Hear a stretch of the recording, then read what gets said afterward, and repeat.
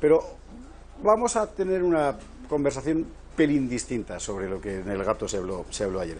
Cristina Martín Jiménez, si hay un especialista español en el Club Bilderberg, es ella. Ha publicado varios libros, el primero de ellos además con Incidente Misterioso, por así llamarlo, en fin, adosado, ¿verdad? Mucho misterio detrás de Bilderberg. Mucho misterio. Y Los Amos del Mundo es un magnífico libro porque, le voy a contar una cosa, seguramente no hay nadie menos conspiranoico que yo en el mundo, pero sería esta la primera época de la historia de la humanidad en la que no hubiera conspiraciones. Siempre las ha habido y cualquiera que se dedique a la historia las conoce porque deje las cuentas, ¿no? Bueno, el Club Bilderberg desde hace unos cuantos años es uno de los permanentes objetos de referencia en esta materia, como lo fue antes de ayer la trilateral, y en otros tiempos pues, se podía hablar de la masonería, etcétera. Que, insisto, se les han recubierto de una especie de retórica contraofensiva que hacen que tú digas masonería y la gente diga, ¡ah, un conspiranoico! Recuerdo que en la Segunda República Española, por ejemplo, la mayoría absoluta de las cortes eran masones, pero no lo decían ellos, no era ningún misterio. Bueno, ¿qué es el Club Bilderberg, mi querida Cristina? Esa es la pregunta del millón. Empezamos bien. Y podríamos estar horas y horas debatiendo y explicando y sacando tramas para que las personas que lo desconocen por fin tengan una idea clara de qué es el Club Bilderberg, pero intentemos sintetizarlo. Es la estructura de poder que ha dominado el mundo, que ha planificado el mundo después de la Segunda Guerra Mundial. ¿Qué logra el Club Bilderberg que no logran otros? O lo que yo llamo Club Bilderberg. El Club Bilderberg es una articulación de distintos centros de poder compuestos por los medios de comunicación globales, la CIA, el FBI, todo lo que son los servicios secretos estadounidenses y parte de los europeos. También forman parte de esta estructura la realeza y la aristocracia española. Después está también el poder político y el poder financiero. Vamos por partes. Uno, ¿por qué dices que desde la Segunda Guerra Mundial, cuando después de la Segunda Guerra Mundial hemos conocido otros centros de poder, digamos, transnacional?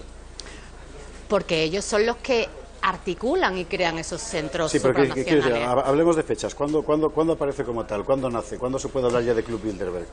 Podemos empezar a hablar de los cimientos del Club Bilderberg en el año 1948, con el movimiento europeísta y el Congreso de La Haya. Es decir, movimiento paneuropeo, Kalergi, todo Habsburgo, todo eso. Exactamente. Y ahí está el señor Rettinger, que es el secretario de ese Congreso de La Haya, que organiza ese congreso y que después organiza el Club Bilderberg para poner en conexión los grandes capitales, los grandes políticos del momento, los medios de comunicación, en una reunión que se llamó la Conferencia Bilderberg, que se celebra en el Hotel Bilderberg en 1954. Que se llama así por eso, hay que recordar que estamos hablando del nombre, es un sitio físico. Exactamente, que era propiedad del príncipe Bernardo de Holanda, que él no es el ideólogo, como algunos escriben o como algunos pueden.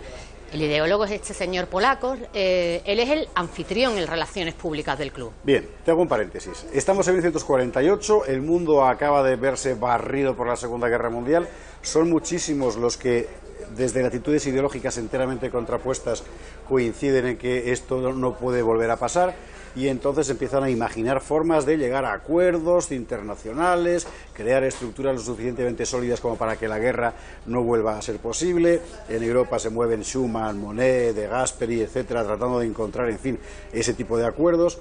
Es decir, hay, por así decir, un movimiento de opinión para que no pueda haber otra vez guerra. Y lo que se les ocurre a muchos de ellos es recuperar la idea del Estado mundial kantiano y tal, un libro de Junger, por ejemplo, del Estado mundial. Queremos estructuras transnacionales. Hasta ahí. Celebran la conferencia de Bretton Woods, ¿vale? En el 44, en Estados 44, Unidos, antes de acabar la guerra, ya le estaban vendiendo la piel del oso, la suya. Bueno. Ahí está el señor Rockefeller como consejero, sí, claro. Y están muchos de estos personajes que aparecerán luego en Bilderberg y crean la ONU. Crean el Fondo Monetario Internacional, el Banco Mundial, todas esas tramas que confluyen todos los años en la reunión anual del Club Bilderberg, pero que están trabajando durante todo el año. Es decir, que entonces recomponiendo tenemos, por ponerle, porque estoy haciendo todas estas preguntas, Cristina, me vas a perdonar, porque yo es que soy de los de Santo Tomás del Dedo, Ay, yo. ¿Sabes? Entonces, claro, uno dice Club Bilderberg y se imagina un montón de gente misteriosa que se reúne en un sitio para empezar a mandar. Es al revés, es decir, es la gente que manda que se va a un sitio para organizarse.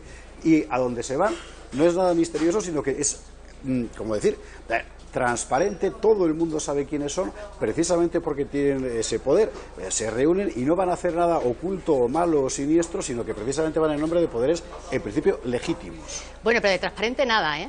Ahí es donde estamos, claro. Es decir, ahí se está dando en la llaga, y ahí aquí, está dando claro, ya en la llaga. exactamente. Y a partir de aquí es cuando la cosa se complica, porque hasta este momento esto es simplemente una reunión internacional de gente que manda mucho, que tiene todo el sentido del mundo que lo hagan, porque tienen que ponerse de acuerdo. La cuestión es cuando esa gente que manda mucho empieza a ponerse de acuerdo en tomar decisiones que les interesan a ellos y que no comunican a los pueblos sobre los que descansa su legitimidad. Precioso lo has dicho. Yo ya no sé qué Y hago aquí yo se aquí complica la cosa, venga. Entonces, ¿a partir de cuándo se complica la cosa? A partir de cuando se complica la cosa, pues la cosa, Javier, realmente para Bilderberg se está complicando ahora. Porque mira, en el año 73 dijo el premio Nobel de Medicina, el señor Lorenz. Conrad Lorenz, efectivamente. Exactamente. Gran etólogo. Bueno, es que él inventa. Bueno, él inventa la etología, no, la etología no, la etología. La el ciencia, señor ese de la barba blanca y las hojitas detrás, ¿habrá visto usted la foto 1000 veces? La ciencia del comportamiento. Entonces, empiezan a decirnos que el comportamiento se puede medir. Es verdad. Y que depende del mensaje que tú envíes a las personas, a los individuos, a la colectividad, pues van a tener un comportamiento u otro. Bueno, eso ya se estaba estudiando en la universidad, en la escuela de Chicago, ¿vale? Por los europeos que habían huido de la guerra y que estaban financiados por el señor Rockefeller. Entonces aparece el paradigma de Laswell, que dice que en el mensaje hay que estudiar, en la comunicación, en la ciencia de la comunicación, hay que estudiar distintos elementos. Uno es quién envía el mensaje, qué dice, por qué canal, con qué efectos, ¿vale? Y esa es la propaganda, la ciencia de la propaganda. Entonces, ahora mismo, lo que está pasando, y uno de los temas que se ha tratado en la reunión de la semana pasada, es la guerra de la información. La propaganda, por primera vez, en 63 años, 64 años que lleva Bilderberg, por primera vez se ha encontrado con un gran problema, y es que los mensajes que está lanzando la sociedad, la gente ya no se los cree. Qué interesante es esto. Pero me parece que nos acabamos de saltar alegremente 40 años de historia. Y como tenemos tiempo, porque esta tortura a la que te estoy sometiendo va a durar todavía un cuarto de hora más, querría completar los huecos. Es decir, Bilderberg se articula como un, digamos, escenario de encuentro de gente poderosa desde muy temprano. Y todo este tiempo permanece. Sí, con mucho éxito. Ajá. Con mucho éxito. Por ese escenario empieza a pasar gente muy distinta que a su vez pertenece a otras, llamémosle, tramas de poder transnacional, como la trilateral en su momento. O ese la tipo crean de ellos, cosas. la crea Rockefeller, para meter, porque Rockefeller hay un momento que quiere invitar a los japoneses a Bilderberg, y los europeos y los norteamericanos se niegan, Y eso fue entonces la él trilateral, crea la efectivamente. trilateral. Claro. ¿Por qué Rockefeller está tan metido en Bilderberg? Bueno, es que no te puedes imaginar, yo presento la semana que viene una tesis doctoral en la que analizo los medios de comunicación y Bilderberg, ¿no? Los vínculos de propiedad que existen. Es una tesis estructural. Y es sorprendente cómo Rockefeller es tan desconocido por las personas, que nos parece que simplemente es un señor rico, y la trama, la revolución cultural que provoca. O sea, todo el arte del siglo XX es el señor Rockefeller. El MoMA es la antigua casa de la familia Rockefeller. O sea, que el arte sea el antiarte, que vayamos a Arco y nos encontremos con un bidel están puestos en la pared y que eso nos quieran hacer creer que eso es arte.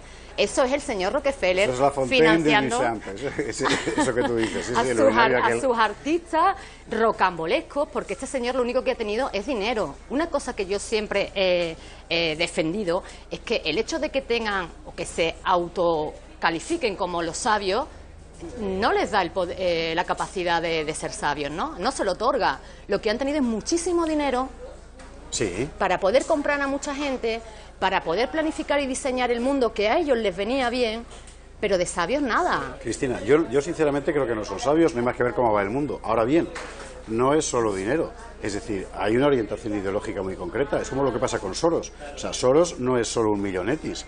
es un idealista millonetis. O sea, él tiene una idea del mundo, que a mí me parece descabellada, pero que es la Eso suya. es lo peligroso. Y pone toda su fortuna al servicio de esa idea. Y es lo que le hace poderoso. Si no, sería simplemente un rico. Pero no, claro, lo que le hace poderoso es todo lo que no es dinero, digamos todo lo demás.